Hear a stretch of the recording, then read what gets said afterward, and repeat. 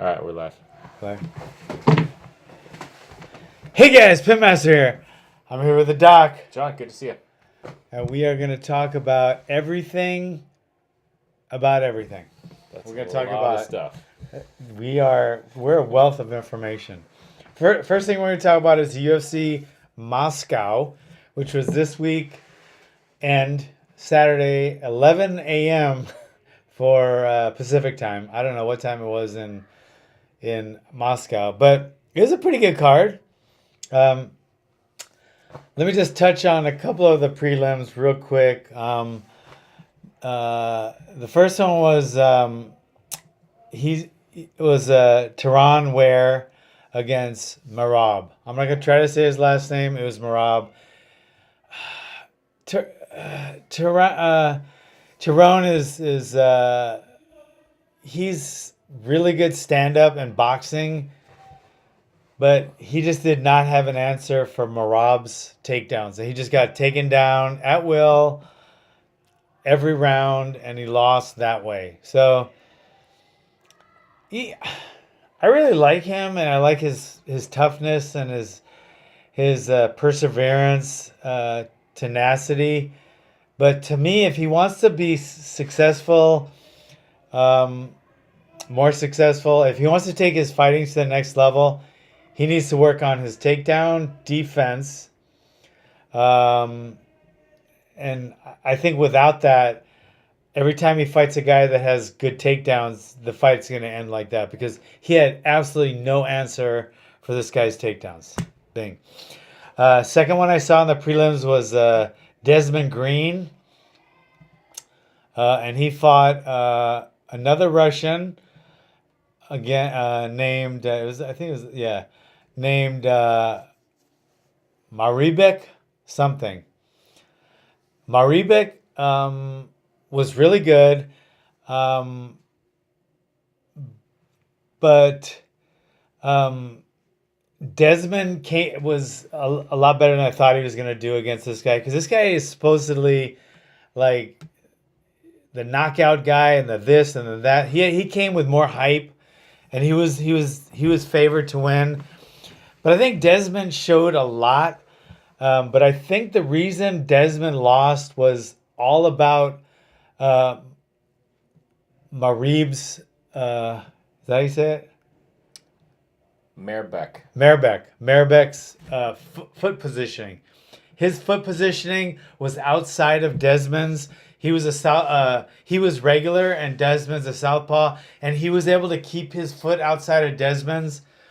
And I think he got the better combinations, the better techniques, the more control of everything, and I think he won. I think he won by 1 point, but he did win. I think, but it was a really close fight. So I think he won all on positioning of his foot and his body, and that's what you can do when you fight somebody that's opposite orientation than you, not sexual orientation, of course. That really doesn't matter in a fight, per se. But if you're opposite, like if you're an orthodox fighter and they're a southpaw, you have to fight for positioning of your front foot to be on the outside of theirs. And that way you can turn that corner just a little bit so you can still effectively attack, but you're out of their way. So like they'd be right here all the time.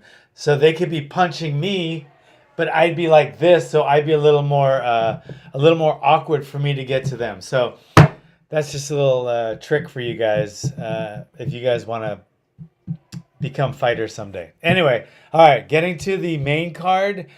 First fight was Thiago Alves versus Kunchenko. Kunchenko. Yeah.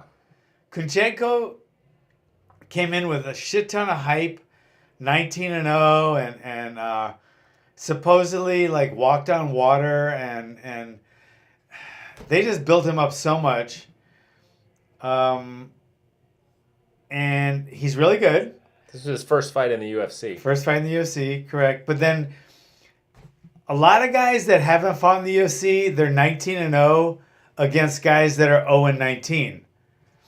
But he's not. He's actually 19-0 against winning fighters. So the majority of his wins are against winning fighters. Whereas a lot of people they build them up in smaller shows. So they go, oh, I'm 19-0, but you look at their combined record of their 19 opponents, and they're like, say, 5-52. So this guy, I guess, was the real deal because he beat quality guys that were winning fighters. With that said, I think Thiago Alves won. What do you think? I agree. I think if he won, I don't know. I thought he won the first 2 rounds. It was basically a kickboxing match. And watching Thiago Alves kickbox is pretty fun. He's just watching. He's a highlight reel of kickboxing. So Of leg kicks mainly. also he had I think he checked a kick early on. Maybe it was even in the second round. Yeah. That he checked a kick, and they showed it back in slow motion. He had the biggest bruise, swelling, whatever, hematoma, Yeah. right on the front of his shin, right over his tibia. That looked really painful, but it didn't slow him down at all. He continued unaffected by that leg check. It was pretty brutal to watch in slow motion. Yeah. When it comes to leg kicks, anything on your shin, even a cut or bruising, doesn't really slow you down. You don't feel it that much. It doesn't impair your mobility. Like getting kicked on the thigh muscle, like Hunt did to his opponent, that will slow the opponent down. That will hurt. I mean, like hurt.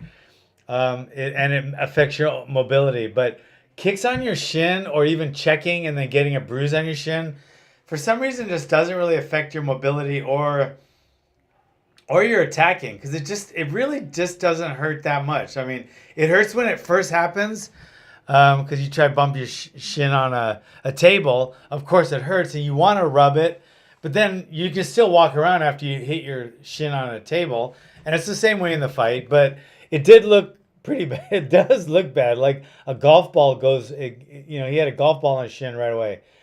I think he did enough to win. Who gets hurt more in that exchange? The kicker or the kickee? It's usually the kicker, just like when Anderson Silva kicked Chris Weidman's, right, and broke his. That's scary. Snapped his tibia. I think it's Tib and fib fib. because Yeah. his leg was just flopped over sideways after that happened. So seeing those checks in slow motion is scary. It's like, oh, that could go really bad. It looks painful for both ends of that exchange. Yeah, it hurts. The kicker usually hurts more, but usually you get hurt when it's static and your leg is all your weight's on your front leg and it kicks your knee on the inside or the outside. That's usually when you really get hurt as a kicker. But when he lifts up his leg, it's kind of like a spring, so it takes a lot of the force away, but it's still two shins hitting each other, so it's gonna hurt no matter what. And injuries to that area are hard to heal because there's not a lot of soft tissue. It's basically skin and then bone. There's not much else there, so you don't have muscle there to protect it or anything else. Hurts. So it hurts. It's right on the bone. So those injuries can take a while to heal up too. So anyway, I thought he won the fight. We too. both thought he won that fight. I think he did. I worked with him when he fought George St. Pierre. I've worked with him in American Top Team a few times. And he's like the nicest guy in the world. I mean, born and raised in Brazil, but I met him in his early 20s, so he hadn't been there that long. And I didn't even sense an accent. I mean, he speaks perfect, fluent English. And I was surprised to find out he was born and raised in Brazil. I thought he was Brazilian, but he was born and raised here. And he's a really together guy that he's a family man. He's bought like some property and rental property. He's just a smart guy that's a really nice guy that if you talk to him, I mean, he looks like a fighter, obviously, but if you talk to him on the phone, you would never in a million years think this guy's a fighter. Great guy. Also, just that being said, I think Kunchenko, he won the third round, and he definitely outboxed him in the third round, so that's what it ended on. Yeah. So he got the win. He got the decision. It was close all the way. I think it was a unanimous decision, though. Yeah, and it was close all the way. Yeah, I mean, I think he actually, I think CompuBox, I think he might have got more something, but it definitely looked like he was the power guy coming forward. Like he had he was coming forward, but I think Thiago was landing more, and his leg kicks were great, and I thought he won. He also had a takedown. Okay. And I think they have him, on total strikes, they have him even. Okay. So, anyway. Bang. Oh, well. It's good to see Thiago fight. Yeah. And then we got Shamil versus Andrei Arlovsky. I could have seen this one going either way, but I think Arlovsky got a couple of really cool sweeps. Looked almost like a judo guy or Greco-Roman. He got a couple sweeps, so he won, I think, the first. But then the second, Shamil did start coming forward a little more and landing a little more and getting some takedowns and ending up on top for a little while. And I think... it's the fight where they stood him up. Yeah, they stood him up. Yeah. Because Andre is known as a submission guy. He doesn't really work his submissions much anymore. But I think he was content on the bottom because he was so safe. And maybe he was a little tired trying to catch a breather. But, I mean, he was so safe on the bottom, the ref stood him up because you could tell that Shamil wasn't going to do anything. So it kind of went like that a little in the second. The third, he got poked a couple times, eye pokes, and maybe even a low kick or something, a ball kick. Or yeah. So there was a lot of like this. Even when he wasn't poked a couple times, he like looked at the referee to warn Shamil, and there just wasn't much action going on. I mean, it was a kind of an interesting fight just because I thought it was going to get explosive at any second, but it was a close decision. I thought Shamil won. Could have gone either way, but I definitely wouldn't have complained if I was in Arlovsky's corner. So fight. Yeah, it wasn't. It was boring. All right. Next fight. I don't know. There's two heavyweights. And then Jan Blachowicz was from Poland, right? Yeah. He was the non-Russian in this fight against Krylov. Yeah, Krylov came in with so much hype. I didn't even know who the underdog was, but I mean, it was weird that Krylov, who was the better striker, did go for some takedowns. They even got some. But he wasn't. I mean, there was never a danger for Jan, and to me, it just took away from Krylov's chance of winning, because he's definitely, he would have been better at scoring from his feet, but he actually took him down a couple times, and then ended up getting taken down and choked out. I think in the second round, wasn't it? Yeah, round 2. Yeah, so he got choked out in the second round, and Jan looks like he'll be in title contention. I don't know what he's rated right now. Is he rated at all? Yeah, because he looks like he should be in the top, at least the top 15. But yeah, I don't know. Number 4. Oh, he's on. Dowie. You're right. He's in the top 15. Oh my God, that's so lame of me. Yeah, I thought he was rated, but then I thought he got injured, so they might have dropped him down for a while. Maybe that's where he's at now after this fight. Yeah, it could be. But yeah, I thought he got injured and they took him out for a while. But yeah, anyway, you can see why he's rated. I mean, he has had really good strikes, and he was able to easily control. This one wasn't a gimme for the Russian. No. I don't know. It seems like a lot of times these hometown fights, there was always a hometown fighter, and the vast majority of the fights seem to go the way of the hometown. I don't know if that's hometown advantage. I think this happened again in Moscow. Most of the Russian fighters won, except this fight. Yeah, they did. So anyway, Jan, I mean, he's a black belt, jiu-jitsu black belt, and he has some really good stand-up. So he ended up winning, but. Yeah, he's from Poland. Yeah, but he lives somewhere else and trains somewhere else. This guy looks like a Bond villain, doesn't he? The Oleinik, he looks like he should be in a Bond movie. Oleinik is just crazy. I mean, I thought he was for sure done.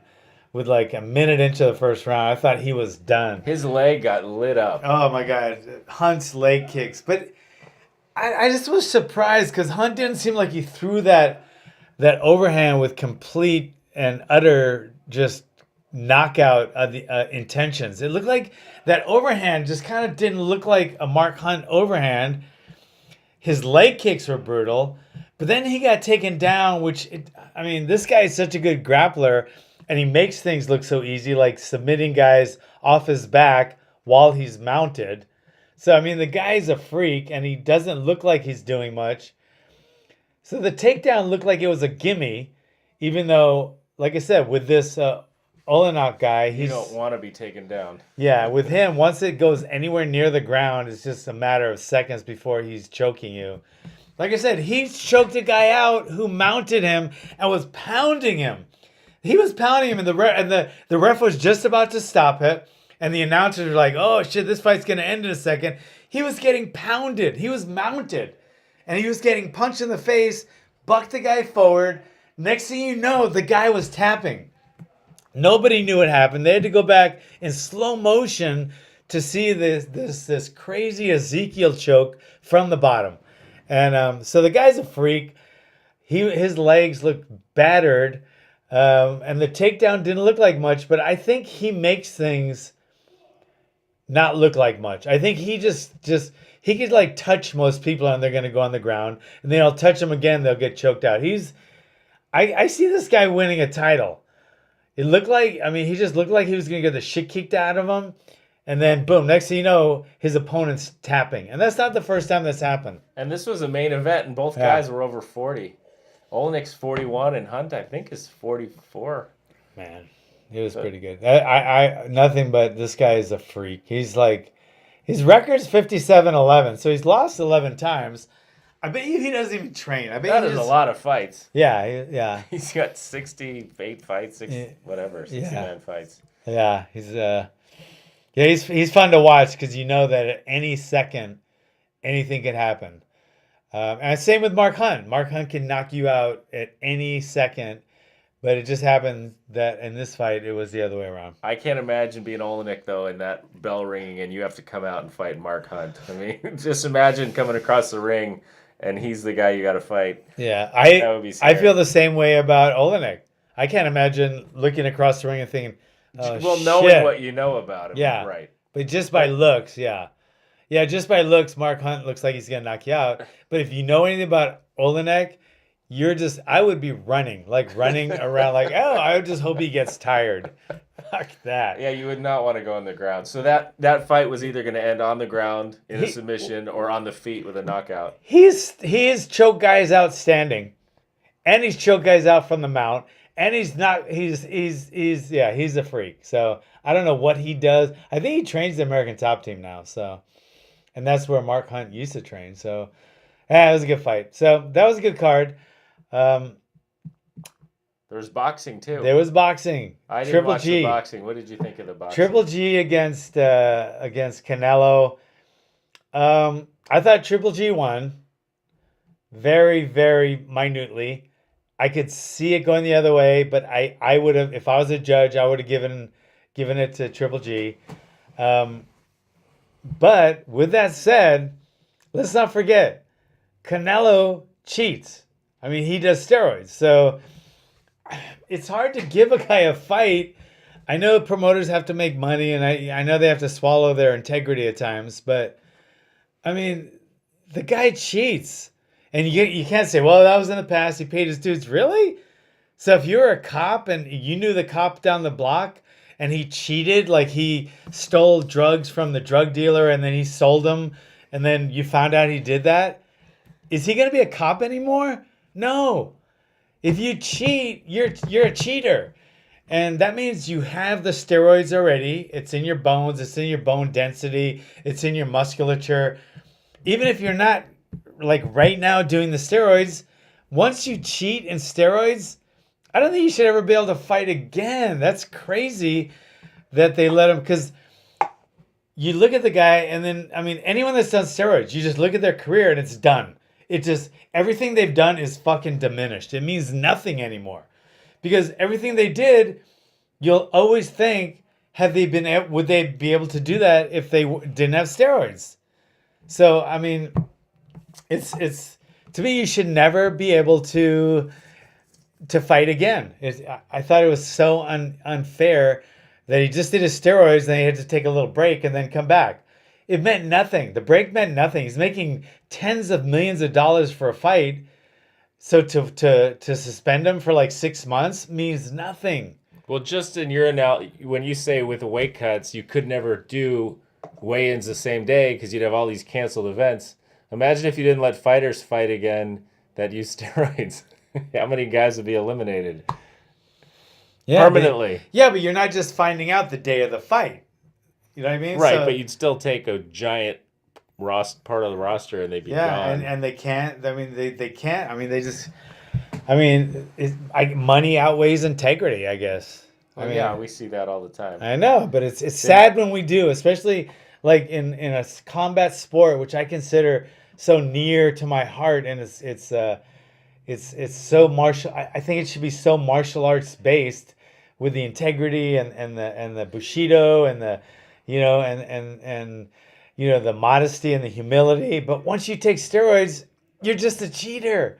And it means you're willing to cheat to win, so it's like it takes it all away. So then every time you win, it tarnishes every win. It tarnishes your legacy. I mean, you can't be, no fighter that does steroids has anything they do have, it can't be held on any kind of pedestal anymore because they do steroids. So like, I mean, same with weightlifting or bodybuilding. Imagine if there was steroidless bodybuilding. There is. I know. Exactly. there is. So now they don't look the same as the other guys. So you imagine if they competed against the steroid bodybuilders, it's that different if you're doing steroids or not in fighting.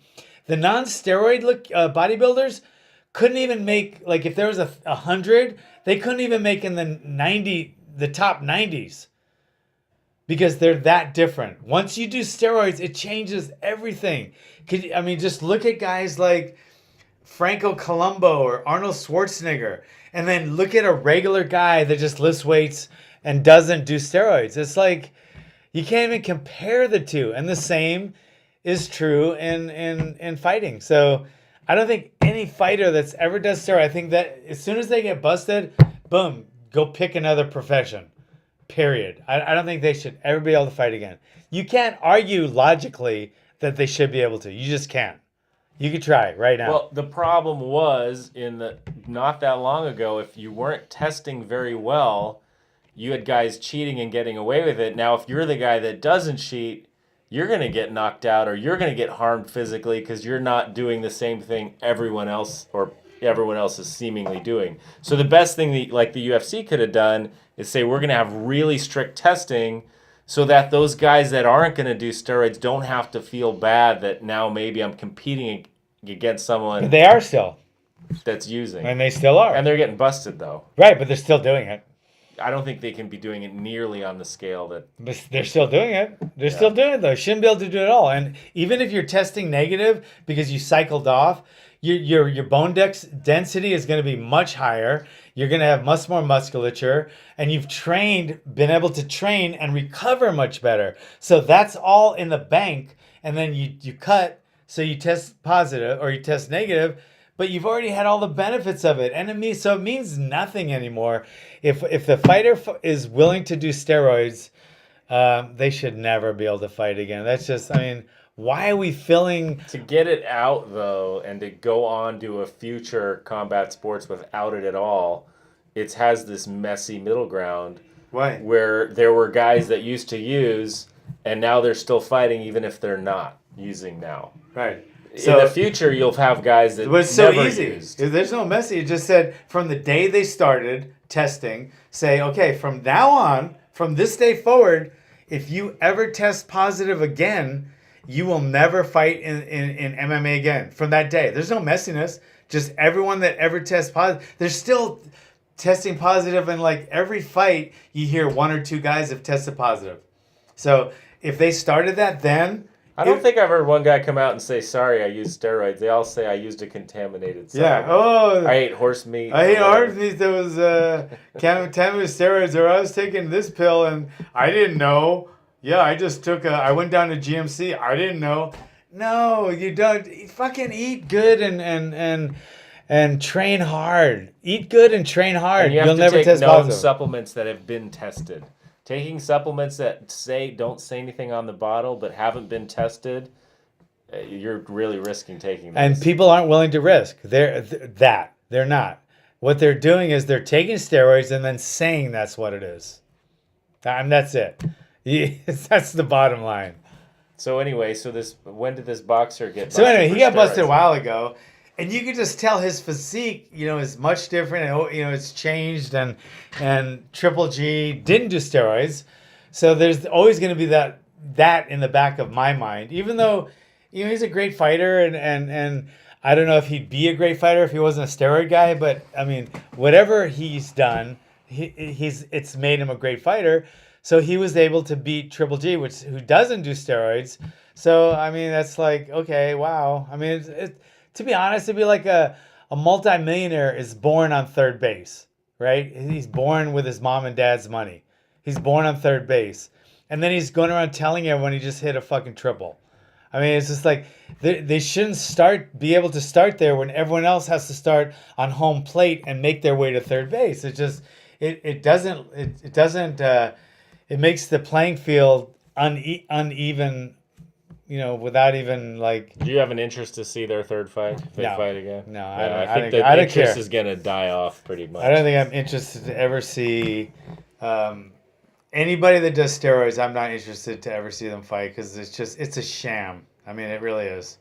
But I definitely am interested to see Triple G where he goes next, and I want to see Mayweather and Pacquiao's third fight. Is that third fight? I think I'm interested to see that. So that's one end of the spectrum, using steroids to get stronger. yeah. And then the other end of the spectrum we were talking about this weekend is what's happening to the human race as we move forward. Are we getting weaker? And John and I talk about this sometimes. Is our society making us weaker? Are people just in general getting weaker with evolution?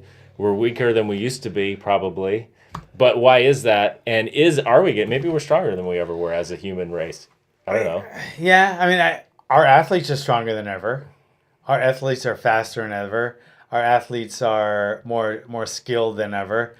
But I think overall, as a race, and when I say race, I mean human race. So don't start any snowflake stuff.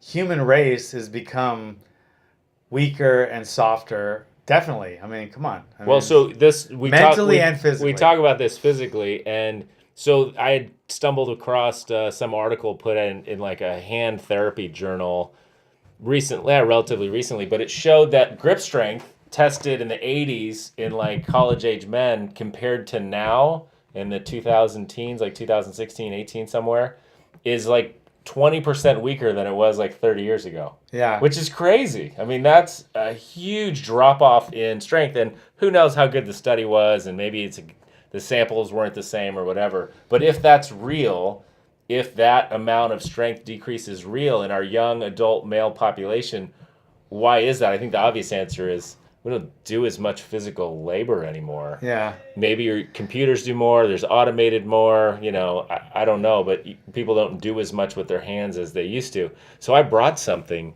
today that John wanted to try. You know what this thing's called? It's called a hand dynamometer. It's a hand dynamometer. It's a dynamometer. It's a dynamometer. It's a handamometer. Yeah. But basically it just measures, we use it in the office, and it measures how strong, just peak force, how strong you can grip. And we usually, if someone has a hand injury or they have carpal tunnel, you can measure how strong they are compared to their opposite side. And there's developed norms where what's considered strong or weak or normal. And it decreases as we age.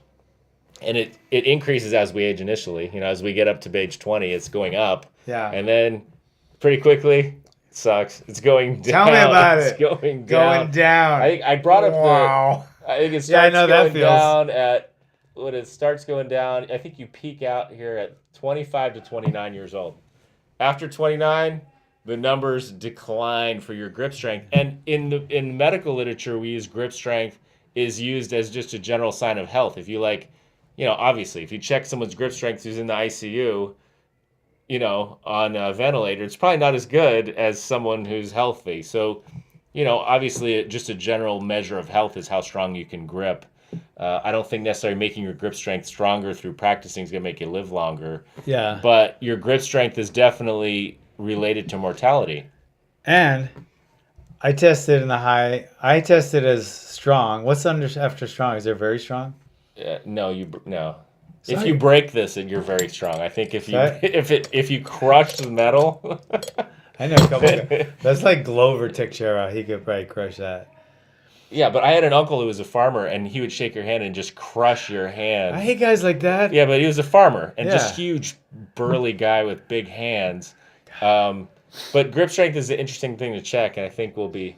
So you guys out there should work on your grip strength as martial artists. Not only is it a good indicator overall, but grip strength is very important. Sometimes you're in a position where, like they say, don't do isolation moves in CrossFit. But there are some isolation moves. Like if someone's got your arm bar, sometimes this arm isn't in play yet. Sometimes all you have from here to snapping your arm is the bicep muscle. Sometimes that's all you have in martial arts. And that's one reason I've gone from CrossFit to CrossPit, because I've added in some things that are specific to martial artists. And sometimes tricep, I mean, they don't isolate triceps, but sometimes someone's coming in on a single leg or even a double leg, and they've already gotten your legs. Sometimes all you've got is your tricep to push their head down. So sometimes we do isolate, movements and muscles in martial arts, and hands are one of them, because sometimes it could be a life or death situation. There's someone's on top of you, you're on the bottom, and you get your hand around by their face. Sometimes your thumb strength or even your finger strength in their eye is all you have. That's all you have between staying alive and dying, because you might be able to get out of that position and get home to your family or not, completely depending on the isolation of your hand strength. Same with your biceps, same with a lot of your muscles. So training hard and developing your musculature is a very important part of any martial arts program. But just think about what your job is and what your grip strength might have been like 30 years ago. I think everyone's on computers now. Everything's automated. Our lives are made so much easier. You have a car that's an automatic transmission with air conditioning and maybe... And that's why we should train, guys. Life is just so easy now. Physically, it is. That's why all of you guys should train all the time. There's been a physical decline that's been measured in one generation. It's terrible.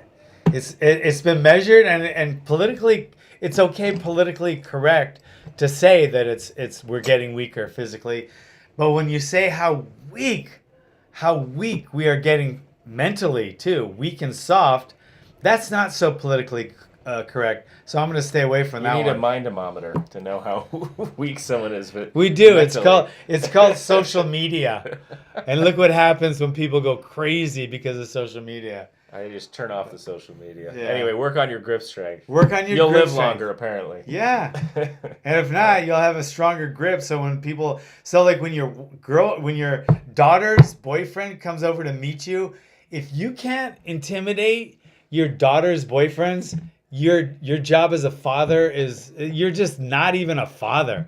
You should not be a father if you cannot intimidate your daughter's boyfriends. You have to start with grip strength. All right, start with grip strength. Till next time. See you guys. All right.